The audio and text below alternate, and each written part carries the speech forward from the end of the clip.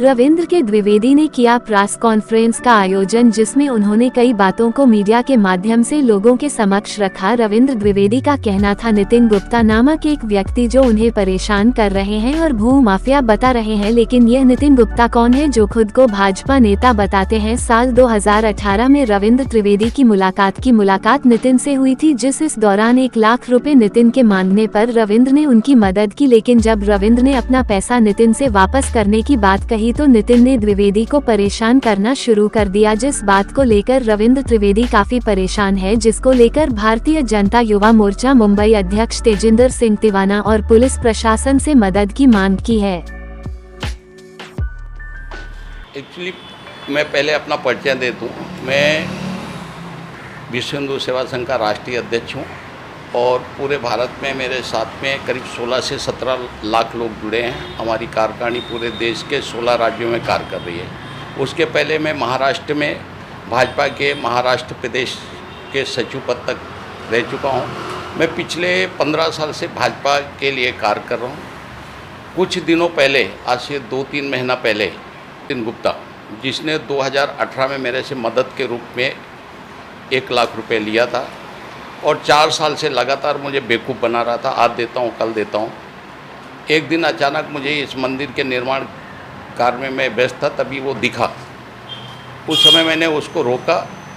मैं बोला, भाई मुझे मेरा पेमेंट क्यों नहीं दे रहे? आज 4 साल हो गए, आपने 15 दिन बोल करके पैसे लिए थे। तो उसने मुझे उल्टा सीधा बात करने लगा, बोला तुम 2-2, 3-3 बंगले कब्जे करके बैठे हो। मैंने बकवास हो गई उस पर। फिर वो पुलिस चौकी गया और वहाँ पे आरोप लगाया कि उसकी बेटी के साथ मैंने छेड़खानी किया। यहाँ पे सीसीटीवी लगे होने के कारण पुलिस ने चेक किया और वहाँ पे कोई ऐसी वारदात नहीं हुई। फिर बाद में इसने जो मंदिर का ये थोड़ा सा छत था, जो शायद माड़ा मुझे बोल रही है इलीगल था, उसको तोड़ने का अफसोस नहीं है, मगर उसने जिस तरीके से मंदिर के छत के नाम पर भारतीय जनता पार्टी के लेटर हेड को यूज करके मेरे से उगाही करने की कोशिश की, मुझसे 10 लाख रुपए का डिमांड किया लेटर भेज करके। पहले मेरे नाम पे माड़ा में नगर पालिका में कंप्लेन किया, फिर उस लेटर को किसी व्यक्ति के माध्यम से मेरे ऑफिस कार्यालय में बंगला नंबर 2 पे भेजा और वहाँ पे उसने कहा कि उनको बोलो मांडली करना है तो अभी 10 लाख रुपये देना पड़ेगा, और 10 लाख रुपये नहीं देंगे तो मैं उनका नाम इतना ख़राब कर दूँगा कि को बाहर निकलना मुश्किल हो जाएगा। मैंने उसकी बातों पे ध्यान नहीं दिया, क्योंकि मेरा आना जाना ज़्यादातर यूपी में रहता है और इसी कारण मैंने भाजपा के विभिन्न पदों से रिजाइन देते हुए केवल एक सामान्य कार्यकर्ता के रूप में कार्य करना स्वीकार किया। इस व्यक्ति ने, जब मैंने पैसे ये लेटर भेजा मुझे, तो मैंने वो सारे लेटर लगा करके एक कंप्लेंट भाजपा कार्यालय में मुख्यमंत्री को, उप मुख्यमंत्री को, कमिश्नर को, सारे लोगों को मैंने कंप्लेन की। स्थिर जगह पे नहीं रहता है, ना स्थिर पार्टियों में रहता है। ये पिछले 20 सालों से लोग बोलते हैं, कम से कम अनगिनत 6 से 7 पार्टियों से हटाया जा चुका है। आज भाजपा के पहले ये अरुण गोली की पार्टी में था और वहाँ पे भी उगाही के नाम पे इसके ऊपर केस रजिस्टर है। एक इसके ऊपर गन रखने का केस पारला पुलिस स्टेशन में है। अंधेरी पुलिस स्टेशन में दूसरे की गाड़ी लेकर के जा कर के किसी को गिरवी रख दिया, वहाँ से 4,30,00,000 रुपये उठाया, वो केस अंधेरी पुलिस स्टेशन में रजिस्टर है। और अनगिनत चेक बाउंस के केस हैं। अब ये पिछले जिस तरीके से मुझे बदनाम कर रहा है, मैं उसको चैलेंज करता हूँ कि वो भूमाफिया किसको बोलते हैं? क्या कोई प्रॉपर्टी खरीद करके कार्य करे उसको भूमाफिया बोलते हैं? तो मेरा ऐसा मानना है कि बॉम्बे में सारे लोग भूमाफिया हो गए। इसने मुझे पिछले 3 महीने से इतना टॉर्चर किया है और मैं व्यस्तता होने के कारण, काम की व्यस्तता होने के कारण मैं कोई एक्शन नहीं ले पाया, क्योंकि मेरा कार्य उत्तर प्रदेश में चालू है। मैं यूपी पेंथर इलेक्ट्रिक व्हीकल्स का मैन्युफैक्चरिंग प्लांट लगाया उत्तर प्रदेश में, उसकी वजह से मुझे बार बार उत्तर प्रदेश में जाना पड़ता है और जिस कारण मैं इसकी बातों पे ध्यान भी नहीं दिया, क्योंकि एक इसका जो आदत है, बोला 2-4 दिन में चुप बैठ जाएगा, बोलने तो मैं ऐसा हूँ नहीं तो मैं क्यों इसकी बातों से डरूं। मगर उसका इसने फ़ायदा ऐसा उठाया कि ऑफिसरों के पास जा कर के मुझे बदनाम कर रहे हैं कि ये बंगला कब्जा है। मैं सारे डॉक्यूमेंट्स लेकर के चैलेंज करता हूँ, इस बंगले के सारे डॉक्यूमेंट्स मेरे पास है। 1 करोड़ रुपये बैंक का लोन है इसमें, और मैंने जो पैसे सामने वाले को दिया है वो भी सारे चेक के माध्यम से दिया है, बैंक के थ्रू दिया है, जो मैं सारे पेपर लेकर के बैठा हूँ। मैं आप देख मैं चाहूँगी कि आपको पेपर दिखाया जो इस बंगलों के पेपर है, जो आपको आपका उनका कहना है नितिन जिस तरह से आरोप है कि अनलीगल है, हाँ। लेकिन आपने इस बंगले को खरीदा है, इसका क्या प्रूफ है, क्या पेपर्स हैं आपके पास? मेरे पास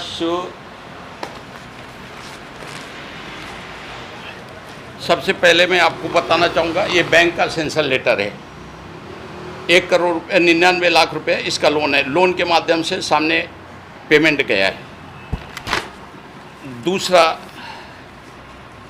आप ये बताइए, ये जिसके नाम पे बंगला अलॉटमेंट हुआ है उसका डीड है, एडवेंचर डीड, फर्स्ट पार्टी का, और 1 मिनट, पेपर उल्टा है, सीधा सॉरी, ये एडवेंचर डीड है।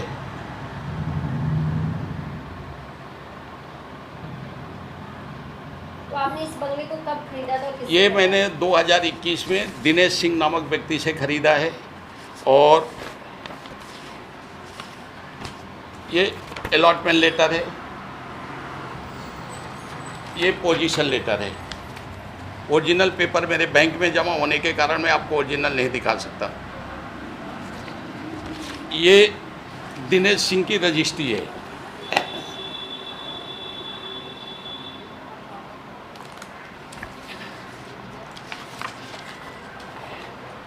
ये दिनेश सिंह का माड़ा ट्रांसफर लेटर है।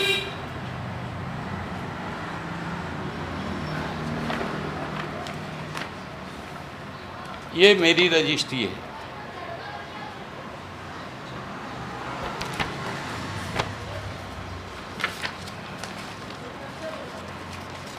माड़ा ट्रांसफर लेटर, माड़ा का ट्रांसफर,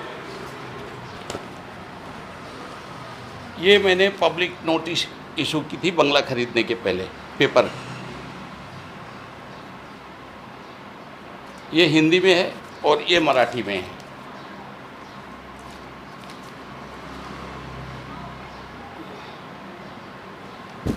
ये मेरा बैंक का किस्त जाता है। इस बंगले का? हाँ,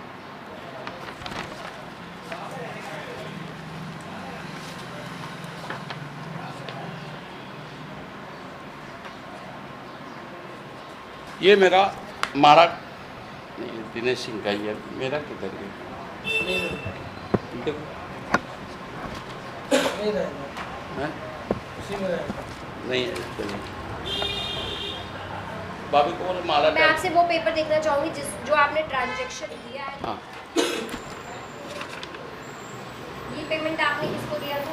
ये पेमेंट मैंने नितिन गुप्ता को दिया था। एक जगह पे रहता था, वहाँ पे उसने रेंट नहीं भरा था 5 महीने का, और इसकी हालत बहुत गंभीर थी। तो उस टाइम पे मैंने एक मानवता के नाते हेल्प किया, क्योंकि ये मेरे बिल्डिंग में आके परेशानी हालत पे रो रहा था। उस इंसानियत का आज इसने फ़ायदा ये उठाया, जब मैंने पेमेंट मांगा तो और वसूली के उसने क्या सोचा, ये बेवकूफ़ आदमी है और इसको हम दबा करके और पैसे वसूली कर लें। तो रविंद्र जी, मतलब अगर कहा जाए तो आपका यहाँ पे कहीं कोई गलती नहीं है, आप सामने आकर इस बात को बोल रहे हैं कि आपकी कहीं कोई मैं चैलेंज करता हूँ, और मैंने पुलिस को भी बोला कि आप मेरी 32 साल का मेरा मुंबई में रिकॉर्ड है। मैं महाराष्ट्र के सचिव, कामगार मोर्चा का सचिव पद तक रह चुका हूँ। मैं विश्व हिंदू सेवा संघ का राष्ट्रीय अध्यक्ष है। मैं चैलेंज के साथ बोलता हूँ, मुंबई में मेरे ऊपर कोई भी केस रजिस्टर नहीं है, क्रिमिनल कोई केस मेरे ऊपर रजिस्टर नहीं है। ना मैंने आज तक अपने पद के लेटर हेड का कहीं पे दुरुपयोग किया, ना मैंने किसी का कंप्लेंट डाला, ना मैंने किसी से उगाही किया, ना किसी से मैंने आज तक 1 रुपया लिया। अगर ये बोलता है मैं भूमाफिया हूँ तो मुझे चैलेंज करे कि भाई मैंने कहाँ पे कब्जा कर लिया।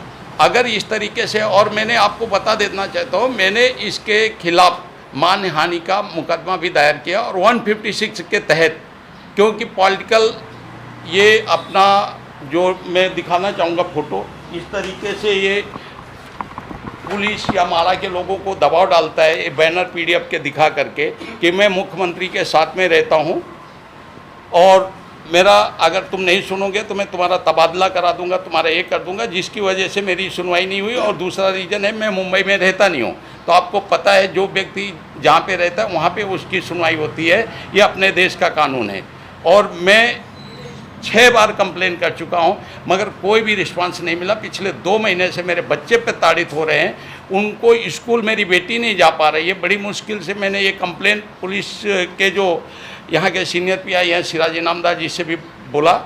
मैंने यहाँ के क्राइम पीआई को बोला कि मेरे बच्चे भी परेशान हो रहे हैं, मैं यहाँ रह नहीं पा रहा हूँ, और वो मानसिक स्थिति उनकी सही नहीं है। मेरे परिवार एकदम हरेसमेंट हो चुका है इसकी इन आदतों से, और कुछ यूट्यूब के चैनलों के माध्यम से ये मुझे बदनाम कर रहे हैं और उगाही का कार्य कर रहे हैं। और ये मेरे साथ नहीं कर रहा है, ये पूरे माहड़ा में नहीं, पूरी अंधेरी में आदमी बदनाम है। और मुझे तिवाना साहब से, जो हमारे मुंबई के प्रदेश अध्यक्ष हैं, मैं उनसे विनती करना चाहूँगा कि इसके बारे में पहले वो सही तरीके मायने से इसका अवलोकन करें कि ये व्यक्ति किस तरीके का है, और इसको जल्द से जल्द पार्टी से निकालें, क्योंकि ये भाजपा का बहुत बड़ा नुकसान करेगा। जिस तरीके से लोगों के कंप्लेंट डाल के घर गिरवा रहा है, जबरन उगाही कर रहा है, छोटे छोटे धंधे वालों को परेशान कर रहा है, आने वाले समय में खमियाजा इसको भाजपा को उठाना पड़ेगा।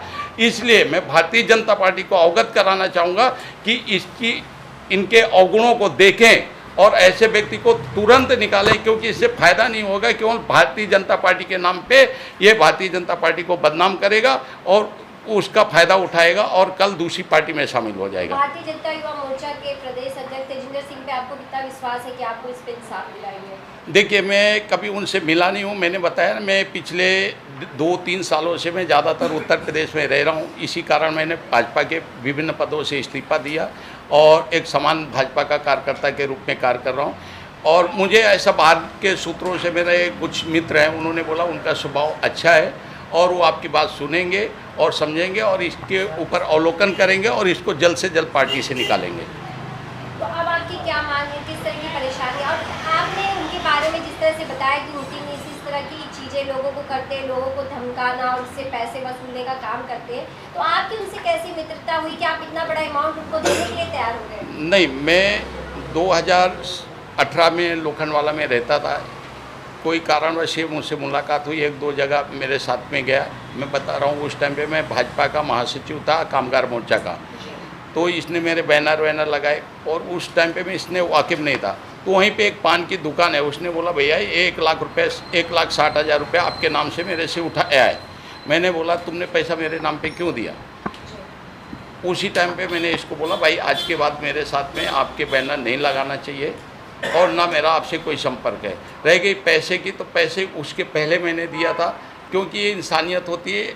अगर हम एक दूसरे की मदद नहीं करेंगे, मगर मुझे नहीं मालूम था कि मदद करने का एक खमियाजा भुगतना पड़ेगा। रविंद्र जी, जब भी हम किसी को इतने बड़ा अमाउंट देंगे तो या तो हमसे बहुत खास होंगे या जुड़े होंगे तभी देंगे। इसी तरह से आप और भी लोगों की मदद की है या ये पहले थी जिनको आपने? नहीं, मेरी आप यहाँ पे किसी से भी पता कर ले, मैं हर उस ज़रूरतमंद की मदद करता हूँ, क्योंकि मैंने जो बचपन से अपने आप को देखा है। मैं 8 साल की उम्र में मेरे माता पिता गुजर गए, उसके बाद मैंने बहुत संघर्ष से यहाँ तक पहुँचा हूँ। तो मुझे ऐसा लगता है कि हो सकता है इसकी मजबूरी है। अगर आज हमारे पास है तो पैसा हर चीज़ नहीं होती, इंसानियत बहुत बड़ी चीज़ होती है। और जिस तरीके से रो रहा था, मैं नहीं कोई भी व्यक्ति इसकी मदद करता था। एक हिंदू होने के नाते ये जिस तरीके से दुहाइयाँ दे रहा था, उस हिसाब से मैंने इसकी मदद की। बाकी मेरा इससे उतना कोई गहरा संबंध नहीं था। उसके बावजूद भी इसने कस्में खाई और चेक दिया। चेक नहीं मिल रहा है मेरे पास अभी, नहीं मैं वो चेक भी दिखाता था आपको। इसने मुझे 1 लाख रुपए का 15 दिन के बाद का चेक दिया, मगर वो 3-4 साल का गैप होने के कारण, और मेरा एक्चुअली गांव में परिवार शिफ्ट हुआ था, आपको पता है, और बाद में वापस वो बच्चे लोग वहाँ पे नहीं रहे, तो सामान इधर उधर हो गया। वो उत्तर प्रदेश में चेक चला गया, यहाँ पे कहीं गुम हो गया। नहीं तो मैं आपको प्रूफ के साथ चेक भी देता था। इसने मुझे बाकायदा 1 लाख रुपए का चेक दिया था कि अब मैं 15 दिन के बाद आपका अमाउंट वापस देता हूँ। ये आपने बंगलो खरीदा क्या सोच के साथ खरीदा था? और यहाँ पे मंदिर निर्माण भी आपको कराया। जो सवाल यही उठ रहा है कि आप मंदिर बना के इसे हड़पने का काम कर रहे हैं, जिस तरह का सामने वाले आपका आरोप है। आप जिस तरीके से शायद 8-10 साल से मुझसे जुड़ी हैं, और मैं जिस तरीके से याग हवन ये सब कर रहा हूँ, तो हमारे एक धर्मगुरु हैं धर्मदास शास्त्री जी, उनके पास बैठने की स्थायी जगह नहीं थी। तो जब मैंने ये बंगला लिया, तो पहले मैंने ये सोच के लिया था कि इसको थोड़ा सा डेकोरेट करके इसको बेच दूंगा, थोड़ा प्रॉफिट हो जाएगा। बाद में इधर एक पीपल का पेड़ है, सामने आप देख सकते हैं, वो पीपल का पेड़ हम लोग उसकी पूजा करते हैं। और मुझे एक पिछले साल लोखंडवाला में यज्ञ था, तो वहाँ पे मैंने संकल्पित किया कि जो बंगला है वहाँ पे नीचे का जो भाग है वहाँ पे मैं एक छोटा माता जी का मंदिर आपको सार्वजनिक मंदिर बना के दूंगा। जब मैंने बंगला लिया उसी समय मैंने संकल्प किया था। उस संकल्प के तहत माता जी का मैंने सार्वजनिक ये मंदिर एक कोने में बना के दिया। और अब मेरी ऐसी इच्छा है, क्योंकि शास्त्रों में लिखा है जहाँ पे पीपल का पेड़ हो वहाँ पे नहीं रहना चाहिए, तो मैं मेरे पुराने घर पे या दूसरी जगह शिफ्ट हो रहा हूँ। और ये पूरा मंदिर एक सामाजिक कार्य के लिए, किसी गरीब या कोई शादी ब्याह जो नहीं बड़े हॉल का पैसा भर सकते, वो ट्रस्ट के माध्यम से हम उसके लिए कार्य करेंगे। अभी जो मुझे पता चला है कि यहाँ पे जो कुछ कब्जेदार लोग हैं, जिनमें से एक अनिल खस्तूरी है, एक जफर कमरुद्दीन खान है, एक मिठाई लाल उर्फ दिनेश यादव है, उनके साथ मिल करके एक बंगला इन लोग ने उल्टा हड़पा है। जो 80 नंबर बंगला है, इनके पास कोई भी कागजात नहीं है, उसमें नितिन गुप्ता का संरक्षण है। और ऐसे 106 नंबर बंगले पे इनकी नियत है हड़पने के आगे, तो दूसरे के ऊपर डाइवर्ट करके मामला मुझे बदनाम करके ये वो 2-3 बंगले खुद हड़पना चाहते हैं। और मेन कारण ये, और इसमें एक पूरा गैंग के तरीके काम कर रहे हैं, ये भी मैं आज हमारे जो प्रदेश अध्यक्ष हैं दीवाना साहब, उनको मैं बताना चाहूँगा। तो इसलिए आप संज्ञान लें कि क्या गलत है क्या सही है। और मैं चैलेंज के साथ कहता हूँ, मैं चैलेंज के साथ बैठा हूँ। मैंने सारा पैसा बैंक के माध्यम से दिया है, लोन सेंक्शन